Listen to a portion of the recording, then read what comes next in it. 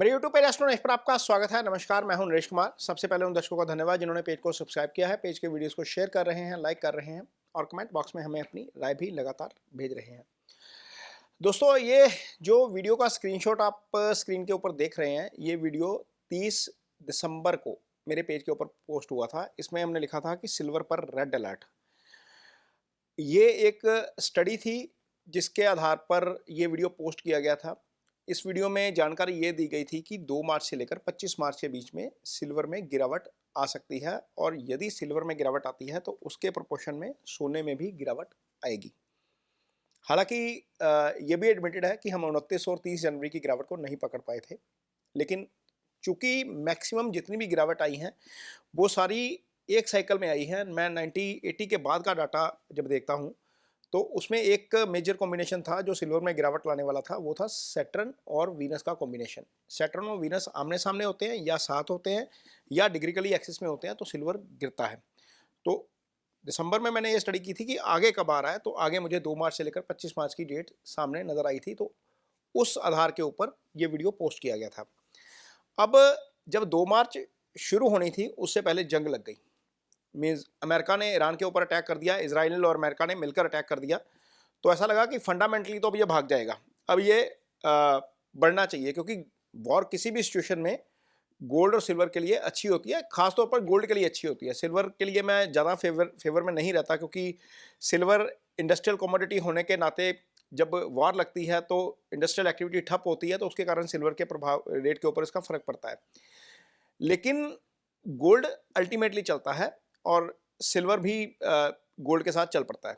लेकिन अब इस हफ्ते में ऐसा हुआ कि जंग लगने के बावजूद ना तो गोल्ड चला ना ही सिल्वर चला। सिल्वर गिर गया 9.3% और गोल्ड उसी प्रोपोर्शन में 2.3%। आप ये पिछला वीडियो देखेंगे तो आपको समझ में आ जाएगा कि हमने इसको इस आधार पे कैलकुलेशन की थी, लेकिन जैसे ही वो प्लानिटरी कॉम्बिनेशन अलाइंड हुआ उसने इसके ऊपर असर जो है वो डाल दिया। तो पिछला हफ्ता सिल्वर लगभग 10% और गोल्ड लगभग 2.5% गिरा है। अब गिर को गया है, इसके अपने जो है वो रीज़न हो सकते हैं, इकोनॉमिक रीज़न हो सकते हैं। जहाँ तक मुझे इसका इकोनॉमिक रीज़न समझ में आया वो ये था कि डॉलर इंडेक्स के ऊपर वेटेज ज़्यादा बढ़ गया, डॉलर इंडेक्स थोड़ा सा ज़्यादा मजबूत हो गया। ये मजबूत भी क्यों हुआ? क्योंकि क्रूड बहुत ज़्यादा शूट अप कर गया। क्रूड हमने देखा कि पिछले हफ्ते में लगभग 30-32% के आसपास भागा है। तो जब क्रूड भागा है तो अल्टीमेटली पूरी दुनिया की इकोनॉमीज़ के ऊपर इसका असर है। इकोनॉमीज़ के ऊपर असर है तो इकोनॉमीज़ के कारण शेयर मार्केट जो है वो पूरी दुनिया में डाउन है। जब इक्विटी में से पैसा निकलता है तो 2 ही सेफ हेवन इन्वेस्टमेंट होते हैं, एक गोल्ड होता है या फिर आपका यूएस ट्रेजरी होती है। तो यूएस ट्रेजरी में पैसा जा रहा है तो अल्टीमेटली डॉलर मजबूत हो रहा है और गोल्ड अभी फिलहाल डिक्लाइन साइड पे है। लेकिन क्या ये डिक्लाइन पे ही रहेगा? बिल्कुल नहीं रहेगा। गोल्ड आगे चलेगा ही चलेगा, क्योंकि अमेरिका की इकोनॉमी के ऊपर भी तो इसका असर आएगा ना, तो अल्टीमेटली वो भी आएगा। ये दो धारी तलवार है। गोल्ड चलेगा, ऐसा पहले हो चुका है 2 बार वॉर की सिचुएशन में। पहले डॉलर चलता है, बाद में गोल्ड चलता है। वो खैर आप जब हिस्ट्री पढ़ेंगे तो आपको पता लग जाएगा। लेकिन मुद्दे पे आते हैं, इस हफ्ते के वीडियो पे आएंगे। तो शुक्रवार को जो गोल्ड की क्लोजिंग हुई है वो लगभग 1.5% अप हुई है। कॉमेक्स के ऊपर मैं क्लोजिंग का डाटा ये बता रहा हूँ आपको। 5158.0770 के डॉलर के आसपास का पर आउंस का क्लोजिंग है। लगभग 1.6% के ऊपर की क्लोजिंग है और सिल्वर की क्लोजिंग जो है वो 84.31 की क्लोजिंग है और ये लगभग 2.5% ऊपर बंद हुआ है। तो ये तो वीकली रैपअप है इसका जो बंद हुआ है। अब इसके ऊपर फंडामेंटल्स के ऊपर आते हैं कि ऐसा क्यों हुआ है। इन्फ्लेशन जो है वो बड़ा की फैक्टर है इसमें। इन्फ्लेशन इसलिए की फैक्टर हो गया क्योंकि देखिए सारा कुछ तेल से चलता है। जब ईरान के ऊपर हमला हुआ तो ईरान ने क्या किया, ईरान ने जो मार्ग है वो समुद्री मार्ग है जिसको स्टेट ऑफ हॉर्मस बोलते हैं, वहाँ पर एक तरीके से ब्लॉकेट खड़ा कर दिया और पूरी दुनिया के जो तेल के भंडार वो हैं टैंकर हैं वहाँ से रुक गए। अब अमेरिका अपनी तरफ से कोशिश कर रहा है, ट्रंप साहब बोल रहे हैं कि मैं वहाँ पर नेवी लगा दूंगा, एस्कॉर्ट करेगी टैंकर्स को, या फिर मैं री इंश्योरेंस प्लान उन्होंने $20 बिलियन का दे दिया। बहुत सारी चीज़ें वो कर रहे हैं इसको स्मूथ करने के लिए। लेकिन जब जो की प्रोड्यूसर कंट्रीज़ हैं, कुवैत है, सऊदी अरब है, ओमान है, साथ में इराक है, तो वहाँ पर यदि तेल की प्रोडक्शन ही बंद कर दी उन्होंने तो फिर कहाँ से आएगा? जब तेल की प्रोडक्शन बंद है तो अल्टीमेटली कल मैं देख रहा था इंडिया में 1000 रुपये 1100 रुपये तेल क्रूड बढ़ गया। तो जब क्रूड इतना तेज भाग रहा है तो अल्टीमेटली उसका असर किसके ऊपर आएगा? सबसे पहले मेरे आपके जैसा व्यक्ति जो है, जो पेट्रोल लेता है, पेट्रोल के ऊपर असर आएगा, डीजल के ऊपर असर आएगा, गैस के ऊपर असर आएगा। तो उसका असर आता है सबसे पहले आपकी इकॉनमी के ऊपर, आपकी इंडिविजुअल इकॉनमी के ऊपर इसका असर पड़ जाता है, इन्फ्लेशन बढ़ जाती है। फिर जो कंपनीज़ हैं, कंपनीज़ के ऊपर इसका असर आता है, क्योंकि कंपनीज़ ने जो ट्रांसपोर्टेशन कॉस्ट है वो बढ़ती है। तो ये सारी चीज़ें होती हैं और इन्फ्लेशन बढ़ने के कारण, इन्फ्लेशन एक की फैक्टर है जिसके कारण गोल्ड गिरा है। इन्फ्लेशन अमेरिका में भी बढ़ेगी, इन्फ्लेशन इंडिया में भी बढ़ेगी। जब इन्फ्लेशन बढ़ती है तो सेंट्रल बैंक फिर इंटरेस्ट रेट नहीं कट करता, क्योंकि उसको लगता है कि यदि मनी सप्लाई बढ़ेगी तो फिर इंटरेस्ट रेट कट करने से इन्फ्लेशन ज़्यादा बढ़ सकती है। तो ये एक स्थिति होती है दुनिया भर के सेंट्रल बैंक्स के सामने। जब इन्फ्लेशन बढ़ रही होती है तो रेट कट की होप्स कम हो जाती है। तो रेट कट की होप्स कम हो गई तो अल्टीमेटली क्या हुआ, गोल्ड इसी कारण से गिर गया, इसी कारण से गिर गया। ये एक फंडामेंटल चीज़ है, एस्ट्रोलॉजिकली इसका कोई लेना देना नहीं है, लेकिन जो मुझे इकोनॉमिकली या फंडामेंटली समझ आया वो ये था। दूसरा, इसका इम्पैक्ट डबल है। एक तो ये है कि इन्फ्लेशन बढ़ गई तो रेट कट नहीं है, लेकिन इसका दूसरा जो दो धारी तलवार जो मैं आपको बोल रहा हूँ, इसका दूसरा पहलू ये भी है, इन्फ्लेशन बढ़ती है तो इकॉनमी वीक हो जाती है। इकॉनमी वीक है तो अल्टीमेटली फिर सेफ हेवन कहाँ पर है? आप एक कंट्री की या एक पूरी दुनिया की इकॉनमी वीक है तो पैसा शेयर बाजार से में तो नहीं रहेगा, जैसा मैंने पहले बताया। फिर या तो फिर सेफ हेवन में जाएगा या फिर बॉन्ड्स में जाएगा। जैसे इंडिया में भी हुआ कि बॉन्ड्स का जो 10 ईयर बॉन्ड यील्ड जो है वो थोड़ी सी बढ़ गई, और या तो पैसा बॉन्ड में जाएगा, सेफ हेवन में जाएगा ना, या एफडी में लोग आ जाएंगे, या फिर मल्टी एसेट फंड में आ जाएंगे, या फिर बॉन्ड्स में आएंगे।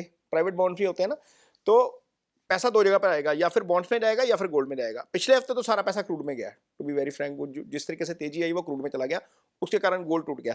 तो मैं इसीलिए बोल रहा हूँ कि सेकंड फेज में गोल्ड बढ़ेगा। जब थोड़ा सा पैसा बॉन्ड्स में से शिफ्ट होकर गोल्ड में जाएगा, ये चीज़ें ईज आउट होंगी तो थोड़ा सा वो हो जाएगा। और यदि मैं इसको गोल्ड को वैसे भी देखूं तो टेक्निकली $5,000 के ऊपर का गोल्ड अच्छा ही सिग्नल है, ये अच्छा सिग्नल है। और यहाँ पर चीज़ें जो है वो मुझे लगता है कि गोल्ड वीक नहीं है, अभी भी गोल्ड वीक नहीं है। हाँ, इतना हो सकता है कि थोड़ा सा पुल बैक दे दे, वो तो एस्ट्रोलॉजिकली नजर आ रहा है। आगे इसके ऊपर चर्चा करेंगे कि क्यों लग रहा है। अगले हफ्ते इकोनॉमिक इवेंट बहुत सारे हैं। 10 मार्च को 7:30 बजे एग्जिस्टिंग होम सेल्स का डाटा आएगा फरवरी का यूएस में। 11 मार्च को शाम 6 बजे कोर सीपीआई का डाटा आएगा।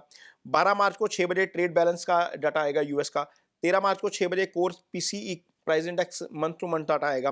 13 मार्च को ही 7:30 बजे प्रीमियम जो है वो कंज्यूमर सेंटीमेंट, वो प्रिलिमिनरी जो कंज्यूमर सेंटीमेंट है उसका डाटा आएगा। 13 मार्च को 7:30 बजे जो है वो जोल्ट जॉब ओपनिंग्स का डाटा आएगा। तो ये डाटा है, कुछ इकोनॉमिक डाटा है। लेकिन एस्ट्रो में बहुत सारी चीज़ें हो रही हैं। अगला हफ्ता एस्ट्रोलॉजिकली बड़ा एक्टिव हफ्ता है। बहुत सारी वेबसाइट्स के ऊपर एक डेट दी गई है 13 मार्च की, कि शनि 13 मार्च को अस्त हो रहे हैं। एक्चुअल में डेट है 8 मार्च शाम को 6:25 की। क्योंकि यदि हम इसको डिग्रिकली चेक करेंगे ना, शनि और सूर्य की डिग्री को, तो शाम को 6:25 8 मार्च को शनि अस्त हो जाएंगे। अब शनि बहुत इंपॉर्टेंट रोल प्ले कर रहे हैं इस वार में। शनि की तीसरी दृष्टि टॉरस के ऊपर जा रही है, मंगल की चौथी दृष्टि टॉरस के ऊपर जा रही है। तो टॉरस ईरान की प्रभाव राशि है, तो संकट में है, वहाँ पर चीज़ें दिक्कत भरी हैं।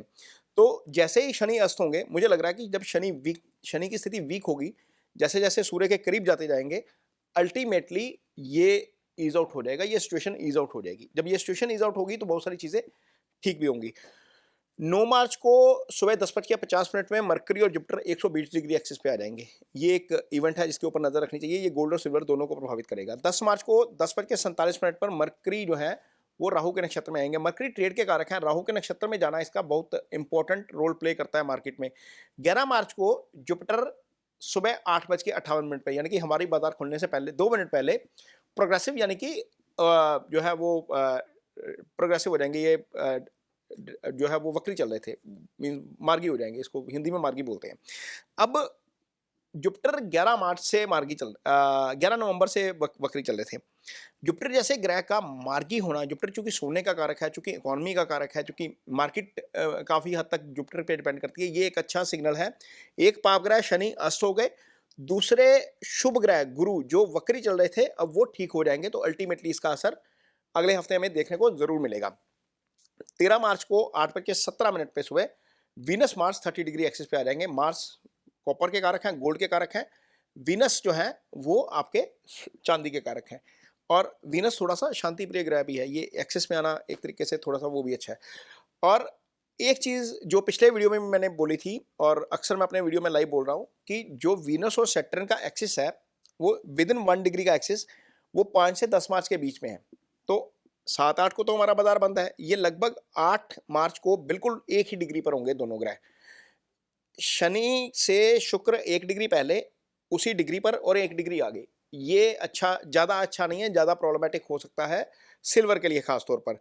और अब उसमें से 5 निकल गई, 6 निकल गई और 7-8 सैटरडे संडे है, जब हम वीडियो शूट कर रहे हैं 7 है और 8 को संडे है। 9 को जब बाजार खुलेगा तो हो सकता है इसका असर हमें नजर आए सिल्वर के ऊपर। सिल्वर के ऊपर मैं बार बार अलर्ट कर रहा हूँ क्योंकि सिल्वर मुझे लग रहा है कि ज़्यादा टूटेगा, गोल्ड हो सकता है उस प्रपोर्शन में ना टूटे। तो 9 मार्च को सुबह मून जो है वो स्कॉर्पियो में आ जाएंगे। मून सिल्वर के कारक हैं। स्कॉर्पियो इसकी नीच राशि है, 9:29 पे यहाँ पर आएंगे। 11 मार्च को मून जो है वो सेजिटेरियस में जाएंगे रात को 10 बजे। तो अल्टीमेटली अगला हफ्ता क्या मुझे लग रहा है, अगला हफ्ता 10 तारीख तक मुझे लगता है कि कुछ ना कुछ चीज़ें गड़बड़ रहेंगी बुलियंस में। उसके बाद हो सकता है कि जैसे ही गुरु थोड़े से ठीक हो, चीज़ें इंप्रूव होनी शुरू हो जाएं। लेकिन एक बात ज़रूर, जो ट्रेड करते हैं खास तौर पर थोड़ा सा ज़रूर बैक ऑफ द माइंड रखिएगा कि ये एक्सिस जो है वो वीनस और सैटर्न का 25 तक है। किसी भी तरह की पोजीशन में एग्रेसिव पोजीशन नहीं लेने की ज़रूरत, क्योंकि ये तोड़ेगा तो कभी भी तोड़ देगा नीचे की तरफ। वैसे भी एक रेंज बनी हुई है सिल्वर की और गोल्ड दोनों की, तो अपर साइड के ऊपर बहुत ज़्यादा जो है वो उत्साहित होने की ज़रूरत भी नहीं है, क्योंकि जब तक वो एक्सेस है तब तक उत्साहित नहीं होंगे।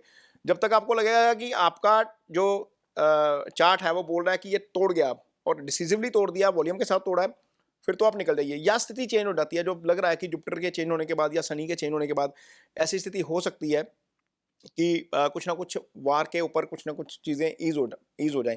जैसे आज ही ईरान का स्टेटमेंट आया, जब हम ये वीडियो शूट कर रहे हैं तो उससे पहले ईरान का स्टेटमेंट आया कि वो अपने पड़ोसी देशों से माफ़ी चाहते हैं जिनके ऊपर अटैक किया। वो ओमान भी है उसमें, उसमें कुवैत भी है, सऊदी अरब भी है ना? तो अल्टीमेटली सारी इस्लामिक कंट्रीज़ हैं। तो उन्होंने ये बोला कि ईरान ने ये बोला कि वो माफ़ी चाहते हैं। अल्टीमेटली ईरान थोड़ा-सा सॉफ्ट हो रहा है। और ट्रंप का जो स्टेटमेंट था जिसके बाद क्रूड ज़बरदस्त भागा कि अनकंडीशनल सरेंडर चाहिए। अनकंडीशनल सरेंडर करेगा कौन? सबसे पहली बात तो ये है। तो वहाँ पर तो कोई लीडरशिप होगी तो करेगा ना, अभी तो लीडरशिप ही नहीं है वहाँ पर। पॉइंट 1। पॉइंट 2, ये ईरान का ट्रंप का ट्वीट आया ही क्यों, या ट्रंप का ये सोशल मीडिया जो उसका उनका है वो ट्रुथ सोशल, उसके ऊपर ये आया ही क्यों? क्योंकि अल्टीमेटली बातचीत चल रही है। ये ईरान की तरफ से भी कहा गया, ईरान के प्रेसिडेंट की तरफ से भी कहा गया कि बातचीत चल रही है, लेकिन बातचीत के ऊपर जो है वो कोई पॉजिटिव आउटकम नहीं है। इसका मतलब बैक चैनल ओपन है, बैक चैनल ओपन है तो ट्रंप के सामने कुछ कंडीशन रखी गई, कुछ कंडीशन रखी गई तो ट्रंप ने इस तरीके से रिएक्ट किया। ट्रंप बहुत बड़े यू टर्न लेने वाले नेता हैं। कोई पता नहीं कल को शाम को उठ के बोले कि चीज़ें सेटल हो गई हैं, हम ये वार जीत गए और यहाँ से चीज़ें खत्म हो जाएँ। और ये मैं पॉजिटिव साइड पे इसलिए हूँ क्योंकि मुझे प्लैनेटरी पोजीशन थोड़ी-सी ईज़ आउट होती हुई नज़र आ रही है। शनि का अस्त होना और जुपिटर का मार्गी होना, ये 2 एस्ट्रो इवेंट हैं जो मुझे थोड़े से पॉजिटिव लग रहे हैं। हालाँकि यदि मैं लार्जली कंडीशन को देखता हूँ तो वो 78 डेज़ के लिए प्लैनेटरी जो एक्सिस है वो खराब है, क्योंकि मंगल राहु के नक्षत्र में है, राहु अपने नक्षत्र में है, शनि अपने नक्षत्र में है। तो अल्टीमेटली वो स्थिति तो ज़्यादा एग्रेशन वाली ही है, और आप देखेंगे कि मंगल जब से राहु के नक्षत्र में है तब से क्रूड बढ़ रहा है और एग्रेशन भी तब से ही ज़्यादा आया है। ये 20 तक रहेंगे, 20 मार्च तक, वहाँ से निकल जाएंगे। 20 को बुध भी जो है वो मार्गी हो जाएंगे। तो बहुत सारी चीज़ें हैं जो हो रही हैं, लेकिन अगला हफ्ता मुझे थोड़ा सा 2 इवेंट्स के कारण एस्ट्रोलॉजिकली पॉजिटिव लगता है। यदि ये चीज़ें पॉजिटिव हो गई और सेटलमेंट हो गई तो अल्टीमेटली बाजार के ऊपर उस समय खास तौर पर नज़र रखने वाली होगी, क्योंकि बाजार एक तरफा डिप भी ले सकता है, एक तरफा ऊपर भी जा सकता है। लेकिन 2 से 25 मार्च ये ध्यान में रखिएगा, कहीं से भी ऊपरी लेवल के ऊपर हमें डिक्लाइन देखने को मिल सकता है। यदि आप ट्रेड करते हैं तो ये इन्फॉर्मेशन आपके लिए बहुत जो है वो फ़ायदेमंद साबित हो सकती है। बाकी ये वीडियो जो है ये आपकी जानकारी भर के लिए है, ये किसी भी तरह की निवेश सलाह नहीं है। यदि आप वीडियो देखकर किसी तरह का निवेश करते हैं, उसमें नुकसान होता है, तो उसमें मैं और मेरा चैनल जिम्मेवार नहीं है। यदि वीडियो आपको अच्छा लगे तो इसे शेयर ज़रूर करिए, पेज को सब्सक्राइब ज़रूर करिए। इसके साथ ही मुझे दीजिए इजाज़त। नमस्कार।